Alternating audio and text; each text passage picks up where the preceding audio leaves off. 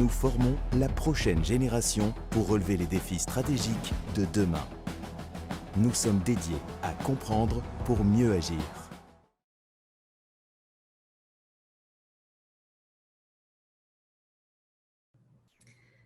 Rebonjour, il fait beau, c'est vendredi après-midi. Si vous êtes ici, c'est parce que vous voulez vraiment l'être. Merci. Nous sommes de retour pour un troisième atelier de formation pour étudiants et chercheurs émergents. Encore une fois, je m'appelle Stéphanie Von Latke, professeure à Queen's et co-directrice du réseau d'analyse stratégique. Le réseau vise notamment à diffuser auprès du gouvernement du Canada, des organismes partenaires et du grand public des analyses stratégiques de manière à informer les décisions politiques et éclairer le débat public. C'est pourquoi nous avons cru bon organiser un atelier pratique sur l'écriture de notes politiques. Nous avons 2 présentations et 3 intervenants pour cette session.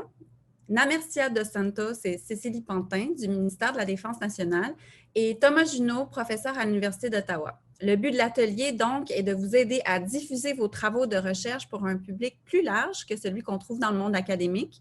L'objectif est de rendre vos travaux plus accessibles. Enchaînons tout de suite avec nos premières intervenantes. Namercia Dos Santos est une agente des politiques principale au sein du groupe des politiques du ministère de la Défense nationale. Elle travaille en tant qu'agente des politiques depuis plusieurs années, notamment avec le ministère de la Sécurité publique et le ministère de la Défense. Elle est présentement gestionnaire du programme MINDS. Cécilie Pantin a rejoint la fonction publique du Canada en 2008 dans le cadre du programme de recrutement d'agents des politiques du ministère de la Défense nationale. Elle a travaillé à la direction des affaires parlementaires, à la direction de la politique de maintien de la paix et à la direction de l'élaboration des politiques où elle a fait partie de l'équipe chargée de rédiger la politique de défense actuelle du Canada, protection, sécurité, engagement. La parole est à vous. Merci beaucoup et merci au réseau d'analyse stratégique et à Stéphanie pour l'occasion de participer à cet atelier. Comme elle l'a mentionné, Cécilie et moi, nous travaillons comme agente des politiques, elle comme directrice adjointe. Avant de commencer notre présentation, j'aimerais, sur les meilleures pratiques acquises durant notre temps avec le ministère de la Défense nationale pour rédiger les notes, j'aimerais vous donner un peu de contexte au sujet du programme de mobilisation des idées nouvelles en matière de défense et sécurité, ou MINDS, dont la plupart de vous ont déjà entendu parler, y compris par nos collègues durant les sessions de ce matin sur les bourses ou notre programme de recrutement. Donc, sans trop répéter, je vais mettre en évidence comment le ministère accède à l'expertise externe, parfois présentée comme des notes politiques, pour appuyer l'élaboration des politiques. Donc, pour commencer, notre programme MINDS est appuyé par la politique de défense du Canada protection, sécurité, engagement, dont Cécilie a travaillé beaucoup dessus. Donc, cette politique tient compte du fait que la collaboration avec les représentants du milieu universitaire et d'autres experts renforce le fondement du processus décisionnel fondé sur les preuves. Donc, comme cette page l'indique, le programme MINDS a vraiment 3 objectifs. Un, c'est d'obtenir des continents pertinents et opportuns pour notre ministère. Le deuxième est de favoriser le développement de la prochaine génération d'experts et savants, donc vous, et ensuite d'aider la population à mieux comprendre les enjeux en matière de défense et de sécurité. Donc, pour nous, le programme MINDS comme tel est un outil très, très important qui nous aide à développer notre travail et prendre de meilleures décisions. Pour ce qui est plus pertinent à cette présentation, c'est comment présenter des notes qui reviennent vraiment à l'objectif d'obtenir des conseils pertinents et opportuns. Donc, à la prochaine page, vous allez voir le guide d'utilisateur MINDS qui démontre vraiment les différents mécanismes qu'on a à notre disposition pour accéder à susciter de l'intérêt en défense et pour accéder de l'expertise. Donc, nous recevons le plus de notes et produits politiques à travers la série de conférences d'experts, donc le premier pilier, et les subventions de coopération ciblée et les réseaux de collaboration, donc les deux autres, dont certains d'entre vous sont peut-être familiers et font partie d'un réseau. Donc, à noter, vous pouvez présentement soumettre une application pour une subvention. Jusqu'à 50 000 est disponible et jusqu'à 10 000 est disponible pour des étudiants au baccalauréat. Donc, si vous êtes intéressé, vous pouvez accéder à notre site web et soumettre une application jusqu'au 13 octobre. Donc, la prochaine page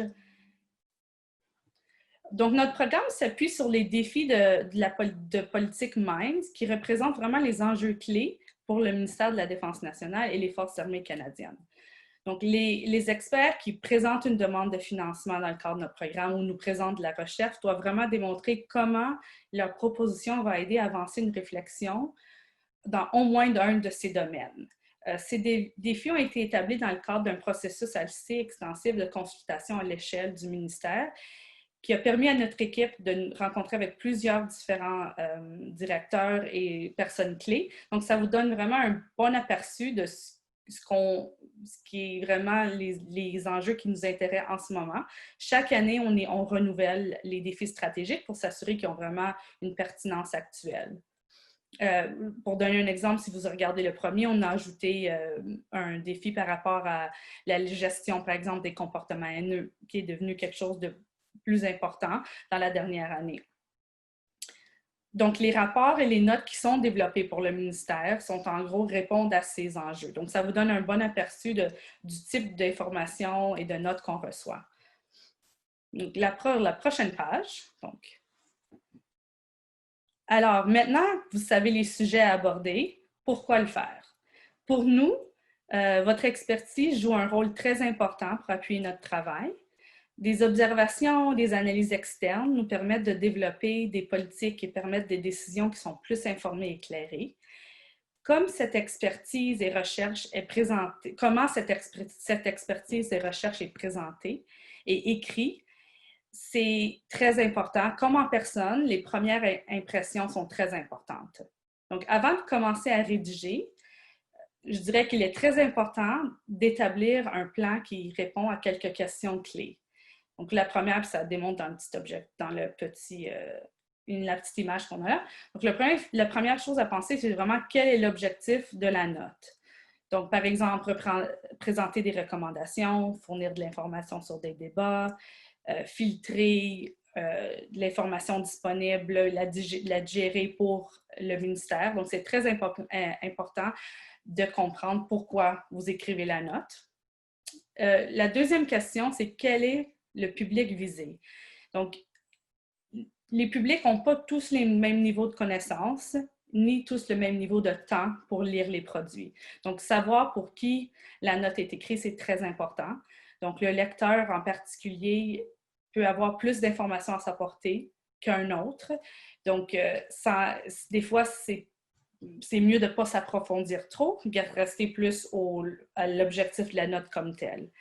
Donc, le public visé, de notre côté, pour vous donner un exemple, on a la haute direction du ministère, donc ça peut être pour le ministre, ça peut être pour notre sous-ministre, ça peut être pour des directeurs généraux, comme ça peut être pour des analystes et des experts particuliers qui vont avoir beaucoup plus de contexte. Donc, c'est très important de savoir pour qui va la note. La troisième question, ça serait quelle profondeur d'analyse? Donc, en gros, pour des notes pour le ministère, compte tenu que la plupart des agents qui le reçoivent n'ont pas beaucoup de temps pour le lire, c'est recommandé de fournir les principaux points à retenir et les recommandations à l'intention du ministère, puis se baser vraiment sur ces bases principales.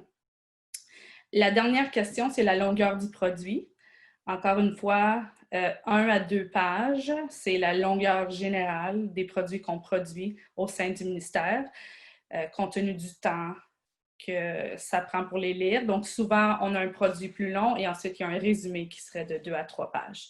Donc, lorsque vous avez cette base, vous pouvez commencer. Donc là, je vais maintenant passer la parole à Cecily qui va aborder quoi rédiger et comment. Okay, merci, Nemercia.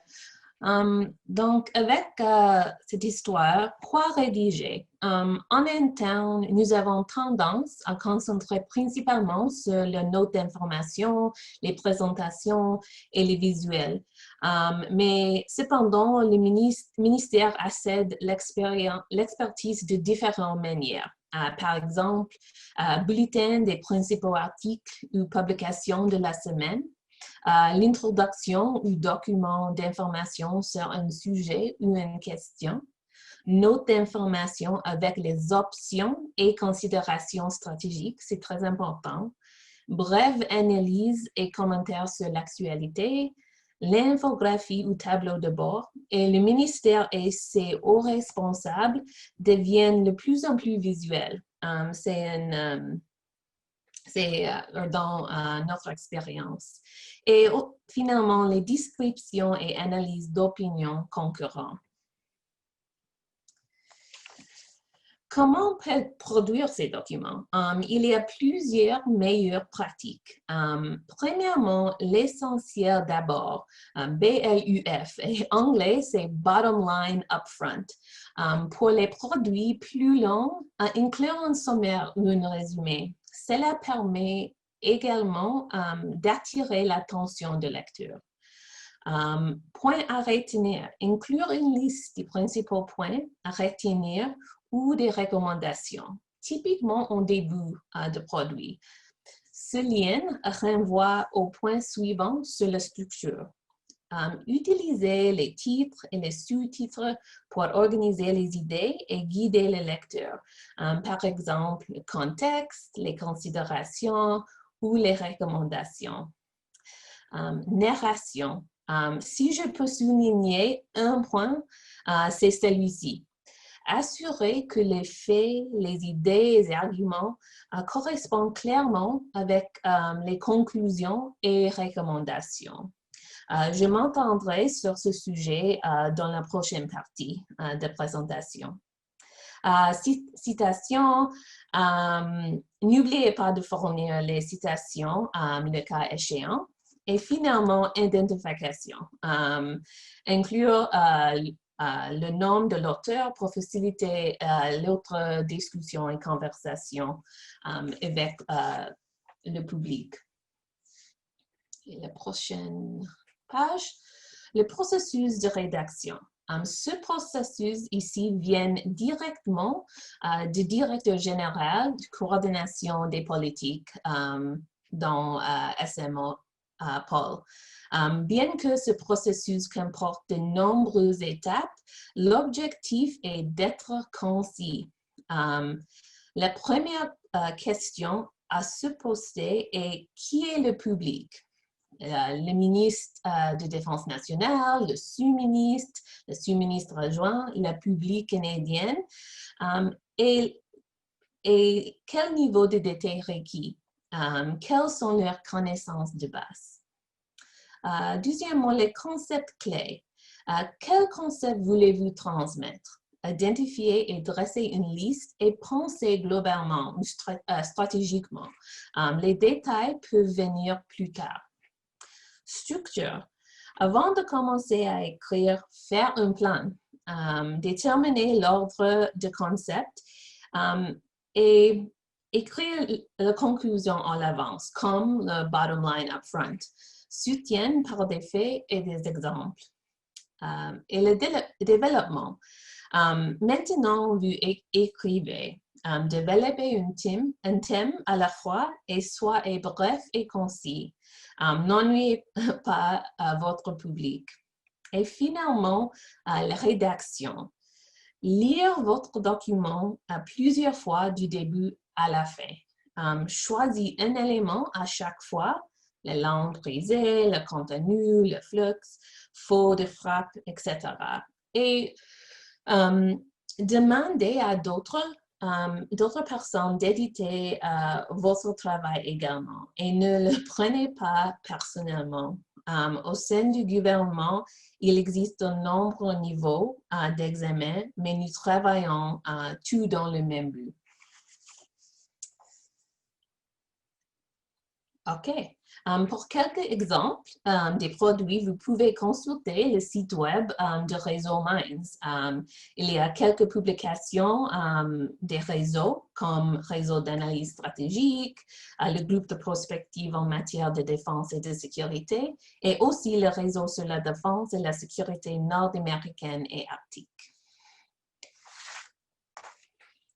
Donc, après cet atelier, vous pouvez envoyer d'autres questions au programme à cette adresse minds@forces.gc.ca et nous serons heureuses de répondre à vos questions après la prochaine présentation. Merci. Merci beaucoup, Namercia et Cécilie, pour vos présentations et merci d'avoir mis en valeur le réseau d'analyse stratégique dans une des diapos. Nous allons maintenant passer à Thomas Junot, qui est professeur agrégé à l'École supérieure d'affaires publiques et internationales à l'Université d'Ottawa. Avant de se joindre à l'Université d'Ottawa, il a travaillé au ministère de la Défense nationale du Canada de 2003 à 2014, principalement comme analyste stratégique sur le Moyen-Orient. Et Thomas, la parole est à toi. Merci beaucoup, Stéphanie. Merci beaucoup, Cécilie et Namercia, pour la présentation précédente. Merci beaucoup pour l'invitation. Ça me fait plaisir d'être là. Alors, la présentation que je vais donner va compléter celle que Cécilie et Namercia viennent de donner. Je vais répéter certains des points. Je vais aller plus dans le détail pour certains de ceux-là. Je vais en introduire des nouveaux. Et juste pour vous donner très rapidement le contexte, les conseils que je vais donner là, sur la rédaction de notes de brefage, ça vient de mon expérience pendant 11 ans au ministère de la Défense, dans le groupe des politiques, mais à d'autres endroits au ministère aussi. Mais ça vient aussi de mes recherches depuis 2014 comme professeur, et en particulier d'un projet que j'ai presque fini maintenant, qui est un livre sur le soutien aux preneurs de décision en matière de renseignement, en matière d'analyse de renseignement. Alors, évidemment, l'analyse de renseignement et le développement des politiques, ce n'est pas tout à fait la même chose, mais dans le cadre de ces recherches-là, j'ai interviewé à peu près 70 dirigeants du ministère des Affaires étrangères, de la Défense, au SCRS, des gens dans le milieu politique aussi, pour voir, en tant que preneur de décision, de quoi est-ce que vous avez besoin. Quel est le genre d'analyse qui peut informer ou ne pas informer, dans plusieurs cas, votre travail. Et dans ce contexte-là, il y a beaucoup de points qui sont ressortis qui concernaient le style, le format et des choses comme ça. Alors, toute cette recherche-là va beaucoup informer ce que je vais vous donner là, dans les prochaines quelques minutes. L'autre source de la présentation que je vais donner, depuis 4 ans maintenant, je donne régulièrement à la communauté du renseignement, à d'autres éléments du gouvernement à Ottawa, un cours justement sur le soutien du renseignement au processus de prise de décision. Alors, de quoi est-ce que les dirigeants seniors du gouvernement ont besoin en matière de soutien analytique? Alors, dans ce cours-là, qui est un cours de 2 jours, il y a des éléments de style aussi. Alors, ça va informer aussi ce qui suit. Quand on écrit quelque chose, il faut toujours commencer par une première question: qui est le client? Et ça, c'est un terme qui, au gouvernement, des fois fait sourciller un peu. Il y a certaines personnes au gouvernement qui n'aiment pas nécessairement la notion de client, ça sonne trop commercial. Mais pour moi, c'est la bonne façon d'approcher la question de l'écriture à l'intérieur du gouvernement. Pour qui est-ce qu'on écrit? De quoi est-ce que ce client-là a besoin? Et il faut penser en termes de marketing. Il faut convaincre le client que le produit qu'on offre, on est un producteur, on est un fournisseur de services. Il faut convaincre le client que ce produit-là est pertinent et que le client doit investir dans notre produit. Au lieu de dépenser de l'argent, le client doit être convaincu d'investir du temps. Et dans ce sens-là, la monnaie, ce n'est pas de l'argent liquide, c'est du temps. Alors, il y a un travail de marketing qui est très important à ce niveau-là. En marketing, une des premières choses qu'on doit faire, c'est toujours de comprendre le client. Pas seulement savoir c'est qui, mais de le comprendre. Quel est son niveau dans la hiérarchie? Comme la précédente présentation le dit, un client qui est un ministre n'aura pas les mêmes besoins en termes de soutien analytique, de soutien informationnel qu'un directeur général ou qu'un directeur. Donc, le niveau dans la hiérarchie va affecter beaucoup le type d'information qu'on va devoir produire. La nature du travail du client. Est-ce que c'est un client qui a un focus plus opérationnel ou plus stratégique? Je simplifie, mais en pratique, il y a toutes sortes de nuances à ce niveau-ci.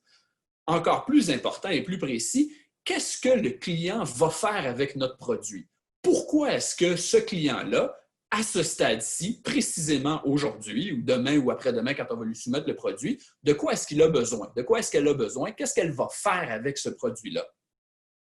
L'autre point qui est extrêmement important, c'est de bien comprendre les connaissances préalables du client en question.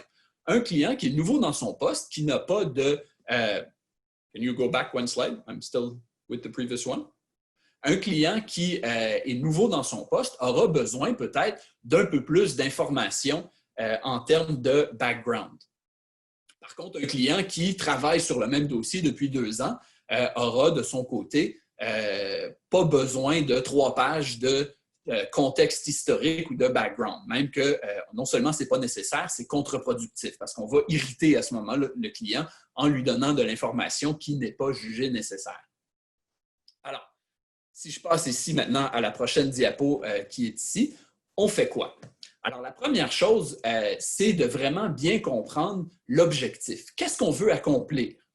Et quand je dis qu'est-ce qu'on cherche à accomplir, de quoi est-ce que le client a besoin? Et tout le travail qu'on va faire pour rédiger la note va découler de cette réponse-là. Et ici, un point qui est extrêmement important, c'est de bien comprendre que toute l'information qu'on va inclure dans la note et donc tout le travail que nous, on doit faire en préparation de cette note-là doit très strictement servir cet intérêt-là. Quand vous ramassez un morceau d'information, que ce soit sur Internet, dans un système classifié, en consultant un partenaire, quoi que ce soit, il faut systématiquement, de façon très rigide, de façon très dynamique, se poser la question, est-ce que le client a besoin de savoir ça? Est-ce que ce morceau d'information-là va servir à mon client dans l'objectif qu'elle cherche à atteindre? Si la réponse est non, si la réponse est bof, on enlève l'information. On doit être très discipliné à ce niveau-là. Et tout ça, ça doit être très clair dans votre tête. Donc, au début de la rédaction d'une note de brefage au gouvernement, on doit passer beaucoup de temps à réfléchir à cet objectif-là. Et les meilleurs analystes, ou en tout cas une des compétences les plus importantes pour un analyste politique ou en renseignement au gouvernement, c'est d'aller fouiner, d'aller fouiller, d'aller débroussailler pour aller chercher cette information-là.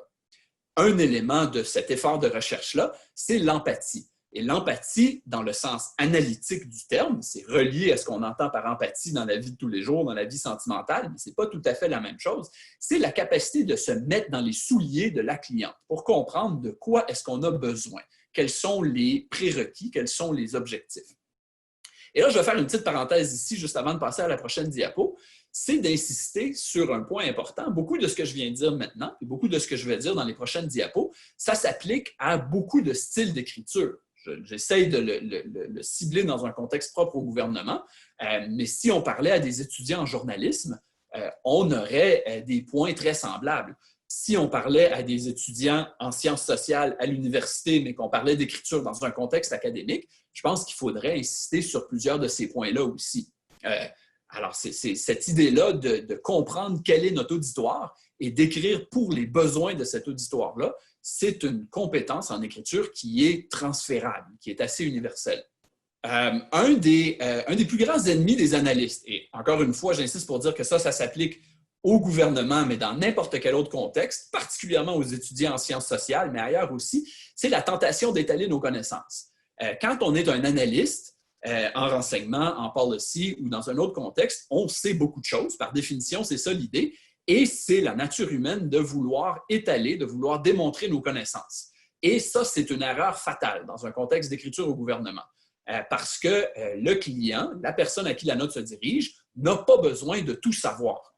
Dans une des entrevues que j'avais faites dans le cadre de ma recherche, ça avait été bien résumé par la phrase qui est ici. Ta job comme analyste, c'est de connaître le détail, c'est de maîtriser le dossier. La job de ton boss, c'est pas de tout savoir, c'est de prendre une décision. Pour prendre une décision, on a besoin de connaître les grandes lignes, les tendances, les implications, les conséquences, mais pas tous les détails. Et une règle générale, une rule of thumb, comme on dit, pour essayer de se rappeler de ça, plus la note va haut dans la hiérarchie, moins le détail est nécessaire. Plus la note devrait être courte parce que la personne est occupée et moins la personne a besoin de connaître ce détail-là. Un élément une précision supplémentaire qu'on peut apporter ici, c'est de comprendre la nature de la transaction que la note cherche à accomplir. Alors ici, il y a différentes sortes de notes de brefage au gouvernement. Certaines notes sont pour info, FYI. Tout ce qu'on cherche à faire, c'est permettre au client, que ce soit quelqu'un de pas très haut dans la hiérarchie jusqu'au ministre ou au premier ministre, de donner de l'information. Il y a une situation, voici ce qui se passe. Deuxième sorte de note, on va recommander une décision. Il y a un problème, voici 3 options pour faire face au problème. Nous vous recommandons d'adopter l'option 2 pour telle raison. Voici comment on va le faire. Recommander une action, évidemment, ça ressemble à une décision, mais on parle de quelque chose d'un peu plus ponctuel. Nous vous recommandons, Monsieur le ministre de la Défense, Monsieur Sajjan, de vous rendre à Londres pour rencontrer votre homologue. Ce qui est important, c'est que la note doit être extrêmement claire quant à cet objectif-là. la première ligne de la note et la dernière ligne de la note, si ce n'est pas la première et la dernière, c'est tout près du début, tout près de la fin, c'est de dire ça. Cette note a pour but de vous informer sur le sujet X. Cette note a pour but de vous soumettre 3 options pour faire face au problème X. Et à la fin, cette note vous a recommandé telle option. Une chose qu'on peut faire aussi, évidemment, vers la fin, c'est de souligner les prochaines étapes. Une fois que vous aurez pris cette décision-là, voici dans le prochain mois les prochaines choses, les prochains défis auxquels on va faire face. Dans le travail, un terme très bureaucratique, mais qui est très utile, c'est la notion du critical path. J'ai demandé à un de mes amis au gouvernement cette semaine d'aller sur Termium, qui est le dictionnaire en ligne du gouvernement, pour me trouver la traduction française de critical path. Sans surprise, apparemment, c'est chemin critique. Mais je n'avais jamais entendu ça en français au gouvernement, alors je vais continuer à utiliser Critical Path, c'est de se dessiner un plan. Alors, la première question à se poser, c'est quels sont les délais? Le client a besoin d'avoir ma note le 15 octobre. Ce qui veut dire, si le client est le ministre, que le sous-ministre en a besoin 48 heures avant et le sous-ministre adjoint un autre 48 heures et on recule dans le temps. Donc, une note qui est due dans 3 semaines pourrait bien me laisser seulement 1 semaine pour l'écrire parce que je dois planifier 2 semaines pour le processus d'approbation. Donc, dans le chemin critique, on doit réfléchir à ces deadlines-là en reculant. Et ensuite, avec le temps qui nous reste pour la rédaction, c'est là où on doit doser, OK, je dois consulter, j'aurai besoin de prévoir que des gens dans d'autres ministères qui vont me donner de l'information pour m'aider auront besoin de 72 heures pour faire ça, donc je dois faire ça tout de suite, et ainsi de suite. Et ici, il faut toujours se rappeler que les délais sont absolument fondamentaux. Ce n'est pas une question d'abus de processus, c'est tout simplement une question, c'est comme ça que ça marche. Une note qui arrive en retard, qui est extraordinaire, est inutile. Une note qui arrive à la dernière minute va mettre le patron de très, très, très mauvaise humeur. Et ça, ce n'est pas bon pour notre carrière. C'est tout simplement pas efficace. Dans le cadre de ce travail-là, alors ici, Cécilie et Namercy ont mentionné certains de ces points-là, au gouvernement, on consulte abusivement. Une note de policy, par définition, c'est une note qui reflète les points de vue de multiples centres de pouvoir. Une note de policy va intégrer le point de vue des avocats, le point de vue des gens opérationnels, des gens des finances, le point de vue diplomatique, ce que le renseignement en pense, va donner du background. Et ça, en tant qu'agent de policy, ce n'est pas votre job de tout savoir ça. En tant qu'analyste politique, vous intégrez ce matériel-là. Vous êtes un généraliste qui vous spécialisez sur le processus. Donc, ce que vous savez faire, ce n'est pas tout inventer, c'est plutôt d'aller chercher cette information-là pour l'intégrer dans un tout cohérent. La présentation précédente a insisté là-dessus. Il faut se relire sans arrêt. C'est particulièrement le cas au groupe des politiques à la défense, mais c'est comme ça ailleurs. Il y a énormément d'attention qui est portée à la qualité de l'écriture. Et des notes qui sont mal écrites vont non seulement c'est pas correct, mais ça va vous faire mal. Alors, relisez-vous tout le temps. Ceci étant dit, gardez toujours en tête le dernier point qui est ici. Une note qui est en retard parce qu'elle est trop parfaite est inutile. Alors, même si vous n'êtes pas complètement satisfait de votre note, quand c'est le temps de la faire progresser, bien, il faut y aller. Quand c'est fini, c'est fini. En termes de style, alors encore une fois, ici, il y a certains points qui ont été mentionnés. Des phrases courtes. Ici, sur le deuxième point, je reprends ce que j'ai dit tantôt. Quand vous écrivez, demandez-vous systématiquement si chaque mot, chaque clause, chaque exemple, chaque phrase est strictement nécessaire pour accomplir l'objectif que votre cliente a besoin de réaliser. Et si la réponse est non ou seulement en partie, éliminez-le. Et plus la cible de votre note est élevée dans la hiérarchie, plus vous devez être sévère dans cet exercice-là parce que la note va devoir être courte. Et ici, je veux vraiment insister sur un point que je n'avais pas vraiment compris avant de rentrer au gouvernement. La concision, c'est difficile.